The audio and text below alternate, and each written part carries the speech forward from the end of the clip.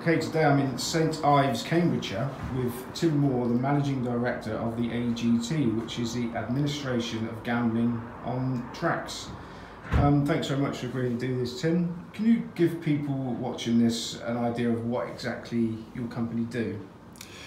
Well, we're an independent company and we're contracted to each of the 60 British racecourses to administer the racecourse bookmakers. So effectively we make sure that everything's in order with the bookmakers and in the betting rings around the country.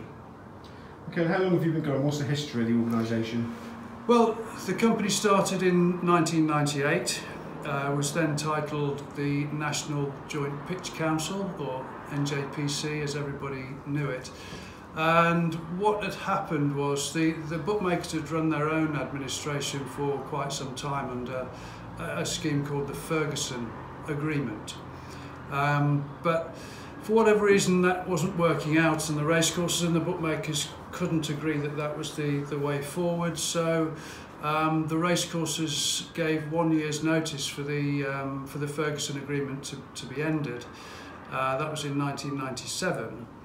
So in 1998 there was a need for another body to come in to take over the administration of the pitches on the racecourse, and the levy board at the time could see that the job needed doing, so they created this body called the N.J.P.C, and we came, our first day of operation was October the 8th, 1998.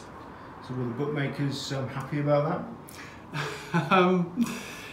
Generally not particularly happy, no, not at the time. There was a period, and it's understandable really, that they, or some of them at least, were slightly resentful of this new body coming in, this new policing body, I guess, which was overseeing the betting ring.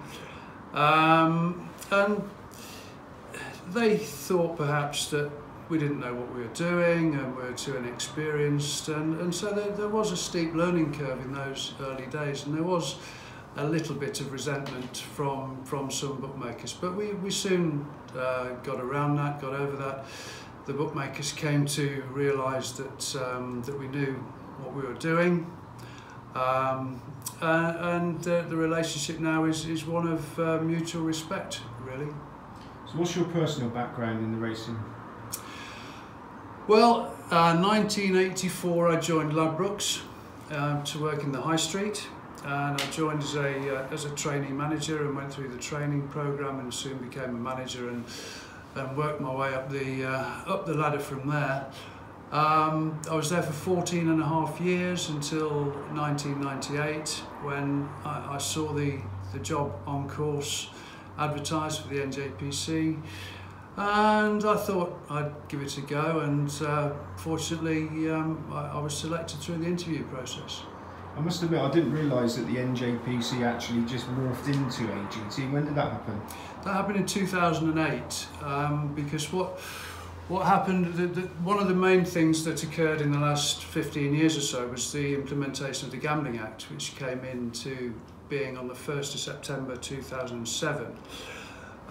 When that happened, the N.J.P.C changed in its basics, if you like, because they had always operated under the auspices of the national pitch rules, which were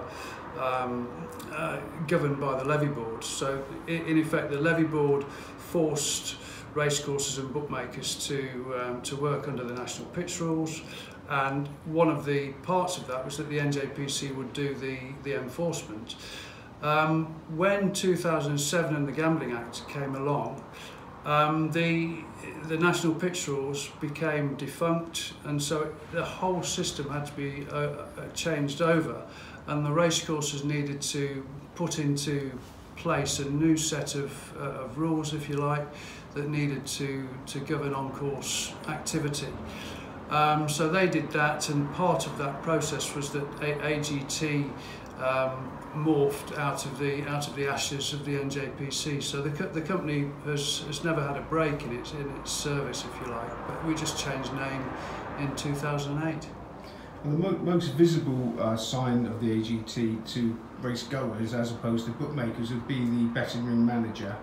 What would be the daily routine and role of a betting ring manager on race day? Yeah, well, we send a betting ring manager to every single race meeting in Britain through the year, so that's around 1,450 race meetings, and there's at least one B.R.M, as we call them there. Sometimes there's more than one. I mean, at Epsom and Aintree, for instance, there would be 7 betting ring managers. Cheltenham and Royal Ascot, there's 5 every day, so that, you know, we have to staff up, if you like, to make sure that the job's done properly. But I suppose really through the day the B.R.M would be overseeing the betting rings, making sure everything's in order, making sure the bookmakers are doing what they should be doing. And I guess their first job of the day would be to actually pitch the bookmakers in, because for inexperienced racegoers, they perhaps look around a betting ring and think that bookmakers just stand wherever they want, or perhaps the bookmakers first come, first served. But it's not like that. Each betting ring has its own bookmakers list, which is effectively a list from 1 to whatever number of the bookmakers who are allowed to stand in that betting ring. And what the betting ring manager does at the pitch allocation time, which is generally an hour before the first race, he would say to number 1, or she would say to number 1 on the list, where do you want to go? And of course, that can be different every day, because some bookmakers, even if you're number 1, you might say on the Friday you might want to go opposite the double door entrance to the grandstand because of the traffic flow and the number of people there. But on the Saturday they might want to go on the end of the line where there's a bar and that's very busy. So effectively the pick number entitles them to choose a pitch. So number 1 can choose wherever they want to go, number 2 can choose anywhere else that's still free after number 1's taken his pick, and so on and so forth. So that would be the big huddle of bookmakers that people would have seen before racing, and that's what's going on there? Yeah, absolutely, yeah. All the bookmakers are looking at the pitches that are still available, thinking where they want to go and choosing their pitch. Okay, so how many betting ring managers do you employ overall?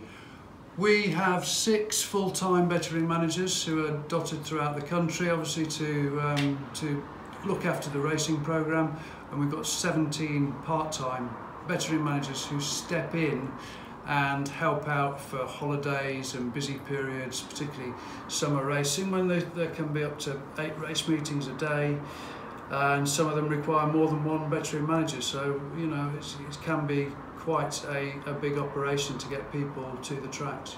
And is there a type of background you look for when employing a betting ring manager? Yeah, ideally they must have some betting knowledge, of course. But the main thing is they need to have something about them which means that they have an authoritative status, if you like. So they need to be able to come into a situation. Obviously we're dealing with potentially tricky situations on the racecourse where bookmakers and racegoers are disagreeing about the returns on a bet. We need somebody who can step in there. They're independent, they work for the racecourses, not for the bookmakers, so they step in there and they can independently adjudicate on any disputes and deal with any problems that surface in the betting ring. So what would the most common dispute be? There are quite a few areas you might look at here. One of them would be where a wrong ticket's been issued by a bookmaker, which is very, very rare, but it does happen. So for instance, if you as a customer have tried to back number 4 and the bookmaker's given you a ticket for number 3, then that can cause a problem, because obviously you're holding a ticket which isn't the horse that you wanted to back.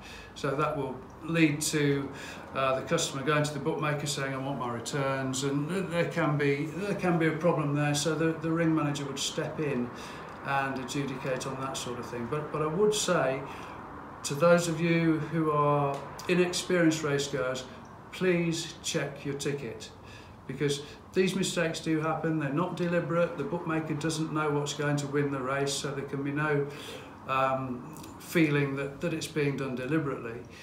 But what we find is that some people take the ticket and they just put it in their pockets and never look at it. Now, if you look at that ticket when you've placed the bet, if you see it's on the wrong horse or it's got the wrong stake or any of the wrong details on it, if you tell the bookmaker immediately, it can be so easily sorted. But if you leave it until after the race, it becomes a lot more tricky. So how often in a day would your B.R.M be expected to be called upon? Probably 4 or 5 times a day between the different types of dispute. The other common one, which isn't a dispute, it's just a procedural matter, is that people lose their tickets. And that in itself can be a problem, because if you put your ticket down, let's say you're distracted, you put it down on the bar or on the table where you're sat, or you drop it on the floor, it can be picked up by somebody else and they can try and claim that ticket before you even realise you've lost it.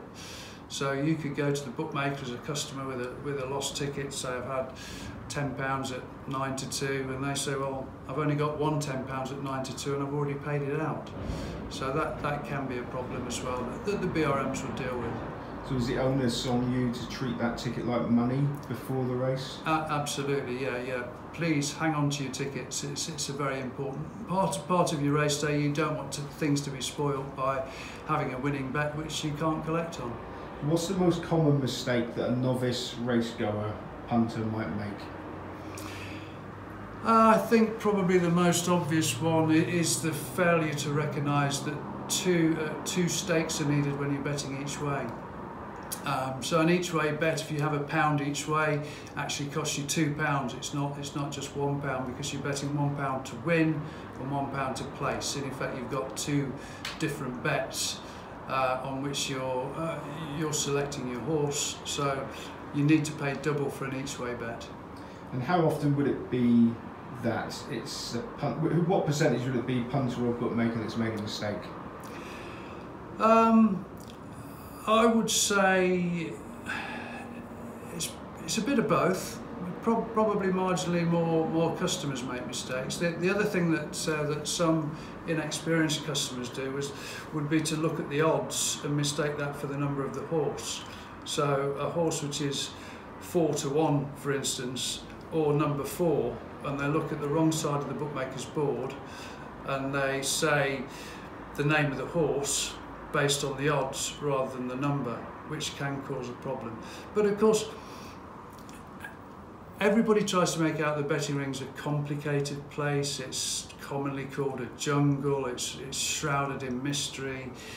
It's painted as something which is very, very tricky for the novice racegoer to understand. Now, I'd like to debunk that myth. I just can't subscribe to that at all. It's very, very simple. The type of betting that bookmakers offer is the simplest form of betting you can ever have. It's just win betting and each way betting for 99% of the time.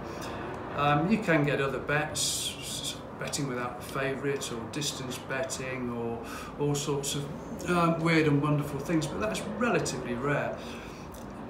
Win and each way betting, very, very simple. And if you're a novice racegoer, you just need to remember, if you want to back number 2 and have £5 to win, it's as simple as going to the bookmaker and saying, number 2, £5 win. It's no more difficult than that. It's very, very easy to bet in the betting ring. And I think that's a message which we need to get across to people, because people like to bet with bookmakers. It's a little, adds a little colour to their day, shall we say, when they go racing, that they've gone into the betting ring, they've got this ticket, paid out in cash, which of course people like to feel cash in their hands. And it's good fun going to have a bet, you know, within reason, betting responsibly, of course. And it's very, very simple. Don't think it's difficult, because it's really not.